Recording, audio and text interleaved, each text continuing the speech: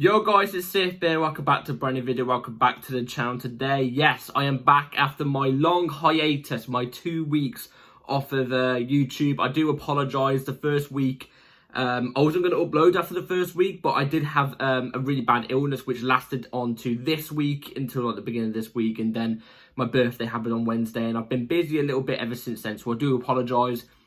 The videos are going to be back regularly, and today we're going to be talking about Enzo Maresca because I feel like there's a couple things that need to be talked about Enzo Maresca. A couple things I want to get off my chest about Enzo Maresca. I did say in my last video that I was going to make a video about this, so here it is for you guys today. So yeah, before we do get into it, please like, subscribe, hit the bell notifications to notified every time I load a video. Also, first link in the description is my streaming channel, my second channel. Go and check those out, it'd be very much appreciated. Second channel videos will be coming very, very soon, I do promise that. And without further ado, let's jump straight into the video about Enzo Maresca. So, to kick off the video, we're going to start off with the first point, which is his football style, which is Enzo Maresca's football style. Possession-based football. We've got to have a big talking point about this. We're going to have a big talking point about this because, for me personally, I know everybody has their ways and has their deals about how they like watching their team play and stuff like that. For me, it's defensive counter-attacking football. I think that's where Chelsea have had their best success at all. Do you know what I mean? Our best success came from that, but that's a video for a different day. Maresca plays possession-based football, a complete U-turn to what we are used to at the club. You know what I'm trying to say? And I feel like that is what the ownership are trying to implement at Chelsea Football Club. We've seen the amount of managers that have come in since their tenure at Chelsea. You know what I'm trying to say? The ownership's tenure at Chelsea. All of the managers they've appointed are trying to go with possession-based football. It's not worked, in my opinion. But Maresca tried to be playing possession-based football. At the start of the season, it wasn't possession-based football. At the start of the season, it was a bit of counter-attacking football, but at times, it was also possession-based football. Maybe we was just, as we were learning to do Maresca's style of football, you know, at the start, we were still doing the counter-attacking thing, you know what I'm trying to say? And I'm fine with the counter-attacking thing. I like it. In fact, actually, our best results this season and our best success this season was coming when we was playing a bit of counter-attacking football. You know what I'm trying to say? When we went through that 8-game win streak, we were playing that counter-attacking football still with, at times, a sprinkle of possession-based. Now we're going fully possession-based. You start to see the results drop. You start to see the performances drop. You start to see the entertainment drop. The one thing I think that stood out to me, where I actually looked at the bigger picture and was there like, oh, okay, the football here, to do with the whole audience, is very negative, was when I was actually at the game against Copenhagen. The game against Copenhagen, we were heavily playing possession-based football. It was boring. And it wasn't just me that sat there and was there like, oh, not too great. It wasn't just my granddad. It wasn't just my dad. It was people around us. People around us who weren't even speaking to us were saying, oh, this is shit. Oh, this is boring. I heard some people go, this is boring, I'm going for a pint. You know what I'm trying to say? It was awful. Even when we was winning 1-0. Even when we was winning 1-0, people were going, I don't know about this. I might go for a pint. You know what I'm saying? Like, the possession-based football thing is not hitting it at Chelsea. It's not hitting it at Chelsea. It's not doing well. It's not entertaining. The thing about, you know, a lot of what Maresca has been saying, and I'm going to do the quotes thing in a minute, but he has been saying stuff like, oh, we need the fans to get behind us. Oh, for this next game, we're definitely going to need the fans to get behind us. And obviously, you watch on TV or you're there in person, majority of the time, the crowd aren't there. How are the crowd meant to get behind you when your style of football is playing out boring? It's boring. It's not entertaining enough. And it's not just for the fans, in my opinion. It also could go for the players. Maybe some of the players sometimes are sitting there going, this isn't what I'm best at. We don't get the best out of our players with this style of football. You know what I'm trying to say? Yeah, we don't get the best out of our players at the style of football. You know, to do with the formation, for example, the 4-2-3-1. I'm fine with us going 4-2-3-1, but it's not a 4-2-3-1. What happens in game, in possession, is it changes to a 3 at the back. You know what I'm trying to say? One of our midfielders move up. One of our fullbacks go into midfield. One of our fullbacks turn into a centre-back. Guess what? This is a big negative as well, in my opinion. We've got the best right-back in the world at our club. Reece James. He's playing in midfield, which isn't his position. And that sometimes he is playing at centre-back. I don't mind him at centre-back, but again, it's not his best position. His best position is at right-back, an attacking full-back, or just a full-back in general. That's Reece James' best position. Why are you playing your best, one of the best player when fit and available in the world, a full-back at centre-back or in midfield, out of position? Why? I get it kind of benefits Cucurella in a sense. I get that. But Cucurella isn't a bad fullback, in my opinion. He's not. Under the right coach, he'll be a good fullback. We saw at Brighton, he was a good fullback. He was one of the best fullbacks in the league. You know what I mean? He wasn't bad in the Pochettino season at fullback. Obviously, we saw his best success when he was inverting into midfield. But still, even when he was at fullback, he wasn't bad. We saw him at right back when he first came back into the squad around November time. He was good. He was solid for us. Many things have gone against us. Gusto, for example, one of the best right backs in my opinion in the league last season, in the Premier League. And it's not testament to Pochettino, because like I said, in fact in a minute I'm going to say it actually. But he's capitulated this season, because guess what? He can't do centre back and he can't invert into midfield. He's a brilliant fullback. And it goes likewise for other players. It goes likewise for other players. We're playing players out of position at times as well. You know what I mean? It's the style of play is boring. In my opinion, it's not getting the best out of the players. It's not getting the fans up for the games as well. You know what I'm trying to say? It's not getting the fans up for the games. Which that means when the fans are not behind the players aren't going to feel that thrill, that energy as much. You know what I'm trying to say? It's not getting the best out of players. We're not using our best players in their best positions. You know what I'm trying to say? I think that's another one. And I just think this team doesn't suit possession-based football. I think it suits a different type of football. What that is, I don't know. I'm not saying it's counter-attacking football. I'm not going to say that. But I do think, you know, you get much better out of these players from counter-attacking football, in my opinion. But look, the build-up's slow. You know what I'm trying to say? The build-up is slow. Getting to the box is slow. Creating chances can be slow when you're building possession. It's a snooze fest in a way. But one thing I will give a positive about Maresca is, and the reason why I do prefer him over Pochettino, I know there's been a lot of back and forth about Pochettino and Maresca over the last few weeks, is at least Maresca does have a style of play. Despite what I think about it, at least there's a style of play there. At least we can actually identify a style of play. Patterns of play. We've seen patterns of play happen at times. It's usually when the team actually boosting on confidence, when we're actually winning games. You know, we're actually seeing that. Last season, we didn't see that. So that's the one positive I'll give. But there's many negatives, in my opinion, about the football style and the way we play. I don't think it gets the best out of our players at all. So yeah, anyway, let's move on to the next point. So the next point we're going to get onto about Enzo Maresca, the things we need to talk about Enzo Maresca, is his quotes. His press conferences, in my opinion, are very poor from the start of the season. The start of the season, in my opinion, he came in and he was talking really, really well. How a Chelsea boss should be talking. Again, kind of similar to what we saw from Pochettino when he first came in. He was talking really, really well. A lot of us were going, actually, what the hell is going on here? We've done the exact same with Maresca, and now is the exact same thing happened with Pochettino. What's happened with Maresca? Things are starting to U-turn. Things are starting to flip, in my opinion. The quotes are abysmal. From, you know, quotes like when we was in the title challenge, yeah, at the start of the season, around the start of the season, around December-ish, November-ish, we were up there. We were only 2 or 3 points off Liverpool, maybe even 4 points off Liverpool. And there was a sense of belief in the fan base, like, oh my God, we could do something if things carry on like how they've been carrying on. The injuries were low, you know, everything would seem to be going good. And then the quotes came out from Maresca of, oh, we're not challenging for the title this season. Our aim is top 4. That wasn't the exact same quote, but the quote was on the lines of that. We're not title challengers. We're not aiming to be title challengers. And stuff like that. Look, I'm not against, and in fact, actually, in that moment in time, I think I looked at it and went, you know what, Maresca's not in the wrong for saying this. I don't think he is in the wrong for saying that still. But maybe looking at it back now, ever since he started to say that, we've seen the performances dip like this a little bit. You know what I'm saying? Sorry about the cough. We've seen performances dip. We've seen players start to be a lot more, not lazy, but you know what I'm trying to say? Not always giving their all. You know what I'm trying to say?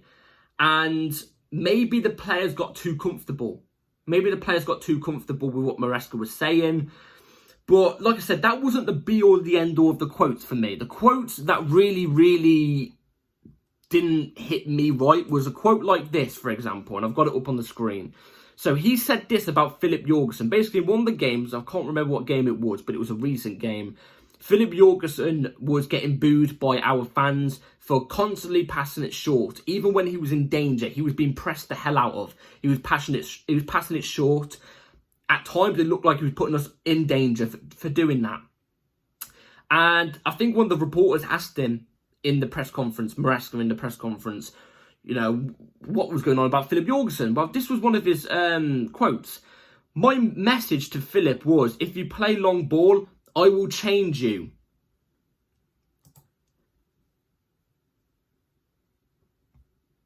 You know, why? If we're...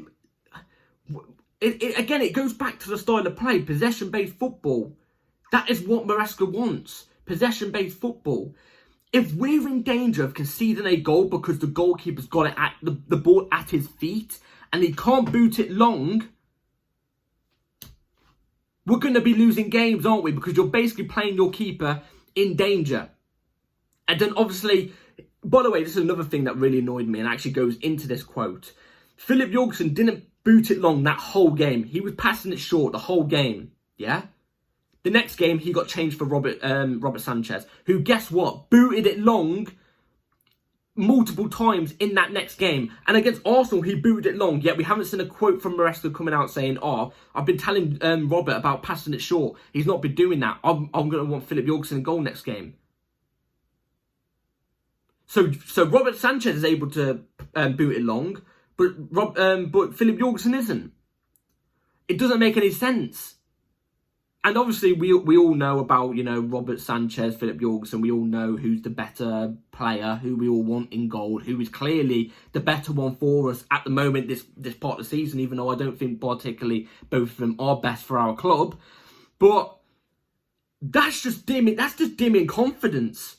That's just dimming confidence. He said a similar thing, in my opinion. Well, not in my opinion, sorry, wrong wording. He said a similar thing about Caicedo. On one occasion, he said something like, if Caicedo does this, he knows he's going to be playing on the bench or something. You know what I'm trying to say? Like, it's not positive. It's not positive. It's very negative. It's very negative. If your player is in danger and he can't pass and do an easy option out of trouble or out in a good way because you want this certain way to be played in your way, then we're not going to be winning games, are we? In fact, you're going to get players going against you. In fact, players could already be going against you because, I mean, we saw the thing that came out about 2 or 3 days ago about the Chelsea team, not the Chelsea full team, but players like Nkunku, Sancho, Lavia, you know, I think there was Tosin or something like that. A couple first teamers were in the team, played a game against the Chelsea under-21s, which in the under-21s team had some under-16s in, yeah? The Chelsea first team lost 3-0 to that under-16 team. Under-16/under-21 team. So are things starting to go pear-shaped now? Are things starting to go pear-shaped? The quotes are abysmal, in my opinion, from Enzo Maresca. Absolutely abysmal. Look, I get it, you want a certain way of playing, but if the goalkeeper's got the ball at his feet and he's in danger, let him boot it long. Let him boot it long. Who knows, there could be an option out long. But guess what? You're not enabling him to do that because he's, in the back of his head, he's thinking, oh, if I do that, even though it's a good move, I'm benched for the next game. It's not, that is not good, man. That is not good. In fact, it's very toxic in a sense. There's just spat everywhere. Jesus. You know what I mean? It's not good. The quotes are crap. They really are. And if he needs to be careful with it, because players can turn on him like that. I'm surprised. I would be surprised if Philip Jorgensen is Maresca in. Let's just say that, for example.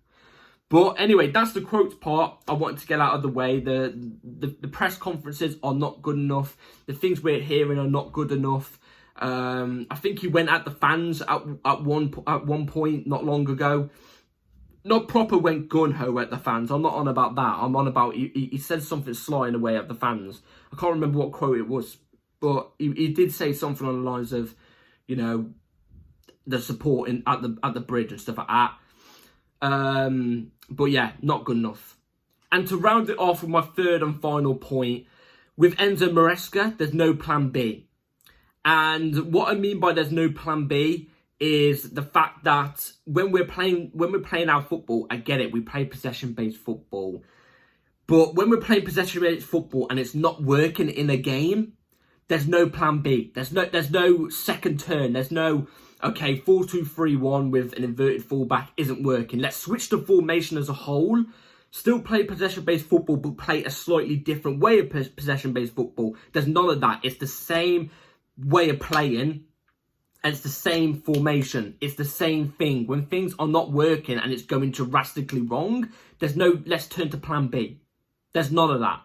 And there's none of that with the players as well. The players that come on do the same thing week in, week out. Do the same thing week in, week out. There's no second way of playing.